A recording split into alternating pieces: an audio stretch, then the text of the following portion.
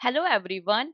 In this video, we will be deploying a sample Laravel application using Helm chart. So if you do not have the sample application, then you can create a new project using this command composer create project. You should have composer and the PHP installed on your machine to create the sample project. And when you run this project, it generates a .env file which has all the details related to your environment. So let me show you, like this is one of the example. So it automatically generates it, and this is the API key that it generates. And here you can see all the details like related to the database details. All those things are there. You can update it. So when you have to deploy this application for multiple environments like dev, stage, prod, then you should have this env file for different environments also. Once you create a project, then just to make sure that it is running properly or not on your local machine, you need to run this php artisan serve command, and this is the command to install the dependencies. So once you create this project, if it is not working, then you need to install any dependencies. So you can use either this docker command, or you can directly run this composer install, and after that you can check, okay, it is working locally perfectly without any issues. Okay, so now for this demo I have generated the sample project, and I have placed all the code under source folder just to structure it properly. So my whole sample code is present here. Okay, and the second thing, you need to create a Docker file. So this is my Docker file. Here you can provide your versions, Node version, PHP or Nginx version. And this is how it is doing the build part. And here you can see that it is copying the environment file also. So that is important that you make sure that you have this env file for each of the environment. So this is my Docker file.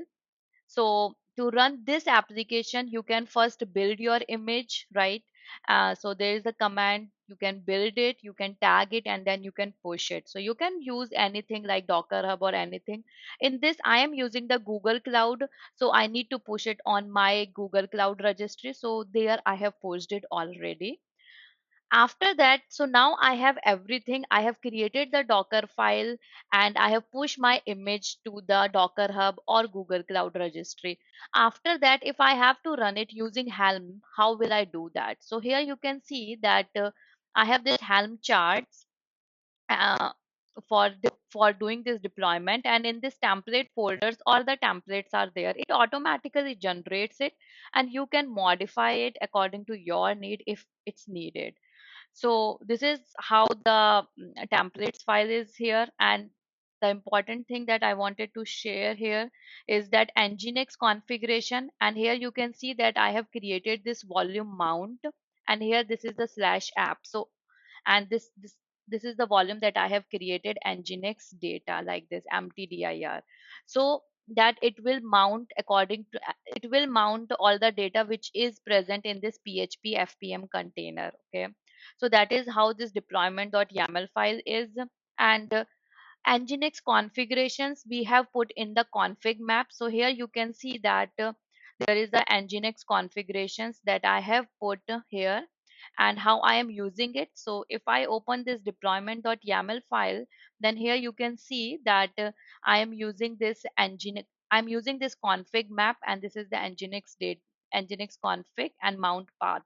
So that this nginx configuration will put inside the container at this location, and whatever content you have put in your config map.yaml file. So these are the two important things that you need to make sure that, yeah, this is how it works. So once this is done, then you can have your values file, and you can update it according to your need. So here you can see that I am using the image. So this is my personal image, or this is my GCR account. You could have your own image. And after that, this is the nginx service, php fpm service, and all those details. And here I have enabled the ingress also, because I have configured the ingress. So it's already there, and I have put this host entry here. So that's how it is.